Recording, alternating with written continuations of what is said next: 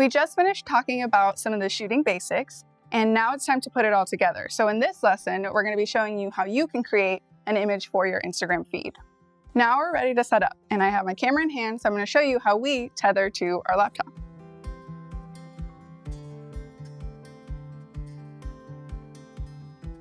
I have my tether cable here, and what I'm going to do is I'm going to use my tether block to secure this cable to my camera so that I don't damage my camera's data port.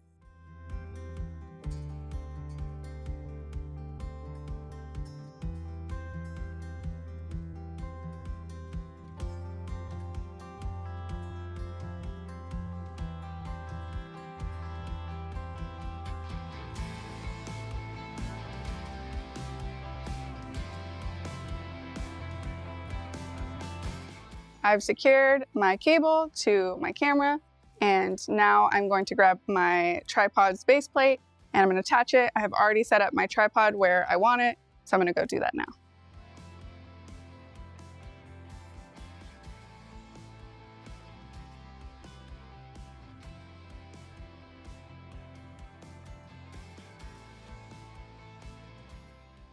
Camera is set up. And now we have to open up Capture One and start a session. We use Capture One for our tethering. And so I have Capture One loaded up on my laptop, and I'm going to start a new session. So let me show you how. File, new session. I'm going to call this Tower 28. And I'm going to hit OK. We've got our session started, and now I'm going to go ahead and turn on our camera and set up our live view.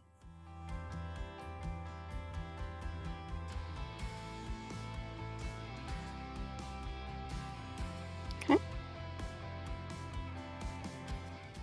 I'm going to open up the section that says camera, and our camera should appear right there.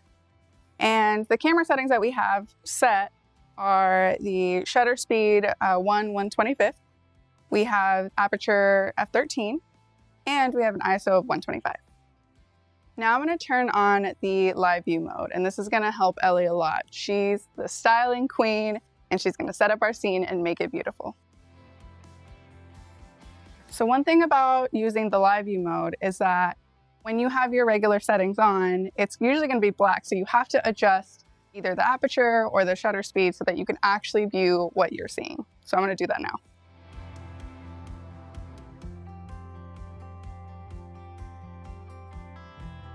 Okay. And there we go. We set it at 1.6 seconds, but it might be different for you. But this is how we can view what's happening in the scene, and it'll make Ellie's life easier. Now it's time to get our backgrounds, set up our C-stands, and style our scene. So we're using two C-stands. These are going to hold up the background. We'll clamp the background to this so that it's super secure. You could also use a seamless background stand if you have one of those, or you could even just push a table against the wall and lean your particle board against the wall if you needed to.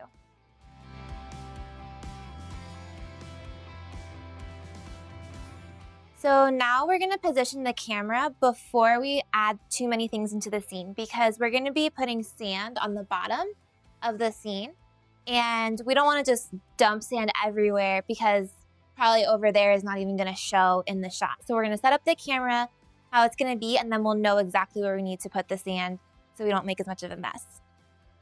So I'm going to take care of bringing this entire tripod up, and I'm going to point the camera at an angle because that's how we decided to shoot this image. So let's get to it.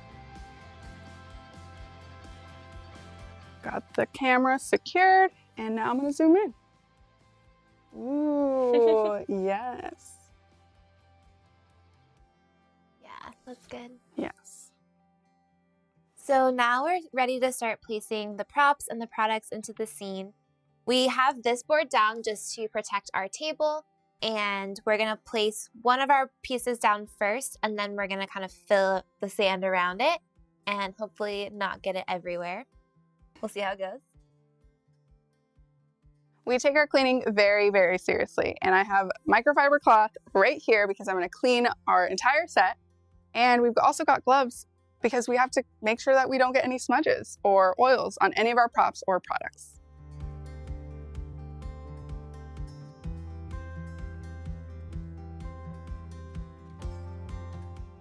I'm also going to take care of cleaning and wiping down all of our props and products. Of course, no smudges, you know? Know what I mean?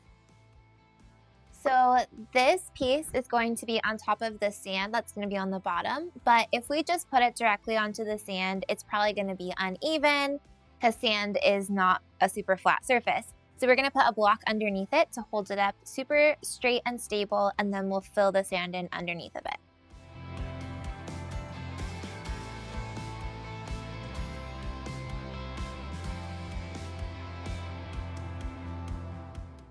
What I am making sure of here is that this point isn't too close to the bottom of the image because we don't want to create a tangent where the corner of this is getting cropped off kind of funny or creating any sort of tension. Arabella just pointed out to me that there is another little tension here where this corner was touching this line right here. So got to look out for all those little spots where the lines intersect. Good? Looks good. Okay, so now let's add our sand.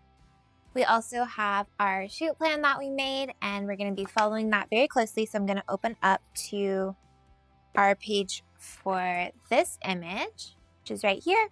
And you'll notice in the plan that we only have 3 products showing, but I think we're going to test it out with 6 products just to play around, see if it's more fun and more engaging, and then we can always pare back down to 3 if we decide that it's too much. So now let's get the sand and fill in the bottom. And this is 25 pounds of sand, flew to New York from California.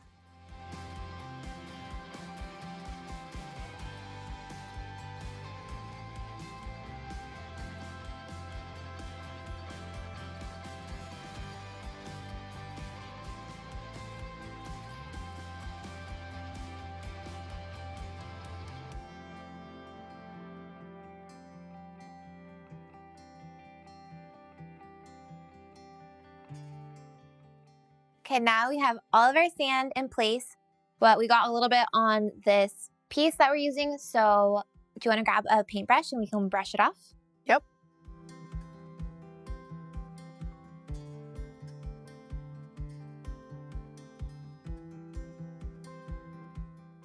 So really handy to keep a brush on your set so that if you get any dust or maybe you're working with flowers and they drop some pollen or something, you can just clean it off really easily without disturbing anything else in the scene.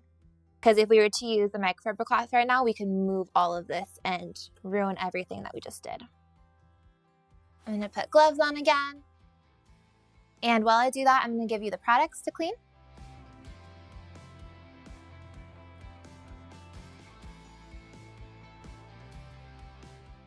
Okay, and then we're going to start placing them into the scene.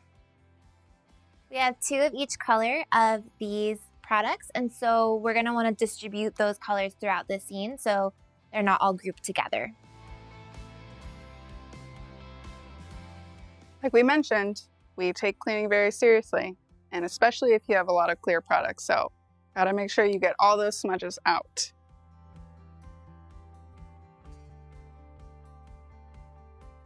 We're also going to be playing around with the positioning of all of them so that they don't all look the same. So we want them to kind of be going in different directions, the lids to be open at different levels so it creates some interest and they don't just look like they're all exactly the same.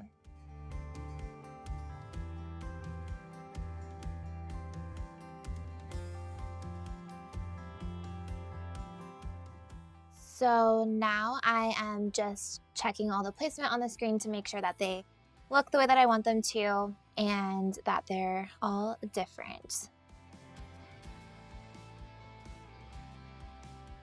We may want to pull one of them out because when you have an even number of products, it's really hard to make it look accidental or asymmetrical, like we talked about in the principles of photography. So it's easier to do that if you have an odd number of products. So I might pull one out so that we can have that more asymmetrical balance, because I think it will look a little bit better. Mm-hmm. I also want to think about the direction the light's going to come from. So we're going to have the light coming from this side. So I want to make sure that there is enough space for when the light comes through this lid, it's going to create some shadow. So I want to make sure that there's a little bit of space there for that to happen. Once we set up the light, there's a chance that we might move the products around based on where the shadows fall.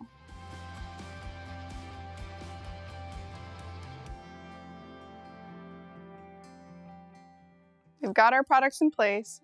There's a chance that we might move them, but first let's focus our camera and then we'll set up our lighting.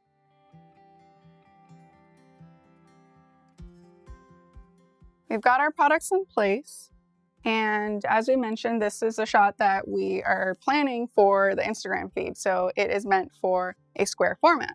So I do have on my Capture One a overlay for us to stay within the square. And now I'm going to go ahead and focus our camera so that we make sure that our photos are laser sharp. Now that our camera is in focus, let's set up our lights and see it all come together.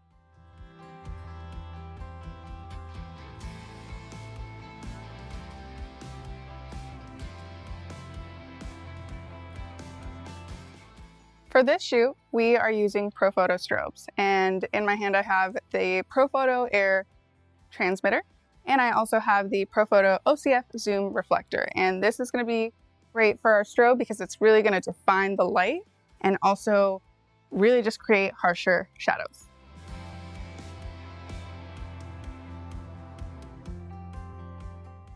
Now I'm going to attach the transmitter over to our camera because that is how the strobe will fire off.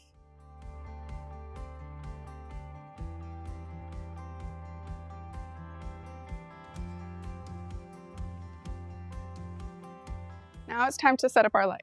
And in this case, we are going to make sure that it's high up and pointing down at the products, and it's going to be creating some really beautiful harsh shadows.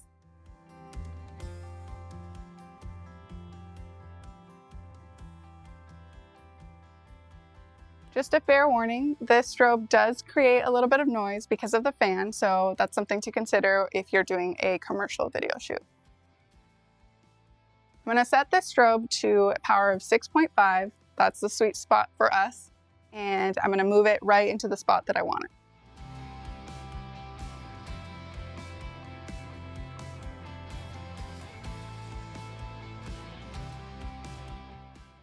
Now that we've got our light set up, we're going to go grab our white cards. As we mentioned before, they are the perfect way to reflect light back into our scene and make sure that those shadows are nice and bright. Now we're ready to take the shot. But first, we have to make sure that we get a shot with a gray card in it. A gray card, as we talked about, is the way that we can color correct our images later in post-production. I'm going to go do that right now. One thing to know about Capture One is that in order for your strobe to fire off, you need to make sure that you turn off the live view mode. Remember the settings that we used for a live view mode? Well, now we have to go back to the regular settings. And as we mentioned in the shooting basics, we're going to be doing a shutter speed of 1/125 seconds, and we're also going to be doing an aperture of 13 and an ISO of 125. Let's take the shot.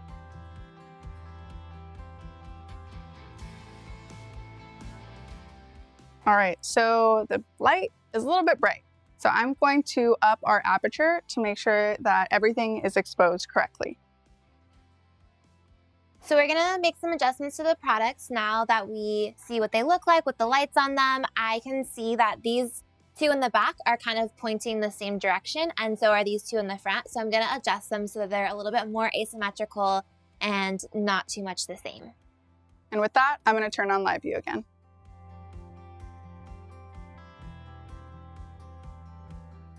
The tricky thing is that you don't want things to be the same one direction, but then if you turn it too far the other direction, they become the same but just reversed. So it's kind of that going back and forth and playing a little game of like turning things just a little bit until they're different enough and not too similar.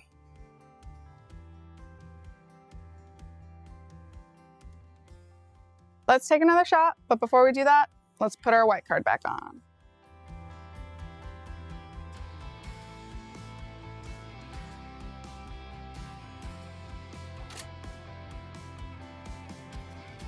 Yeah, that looks good to me. So we definitely had some challenges in how we were placing the products. And as you'll remember, we took one out so that there would be an uneven number of items in the shot, which I always think looks a little bit better. You can do even number of props if you want. It's a little easier to create an asymmetrical balance if you have an odd number. But if we were working with a client for this shoot and it wasn't a personal project and they asked us to have 6 products in the shot, we'd have to figure out a way to make it work. So in that case, you could group things more closely together maybe, or maybe even like put one into the sand just so that there would be some difference in the shot and they wouldn't just be 3 products straight in a line unless that's the look that you're going for. Just finished shooting for your Instagram feed, and in this next lesson, we are going to be showing you how you can take a photograph for Instagram stories.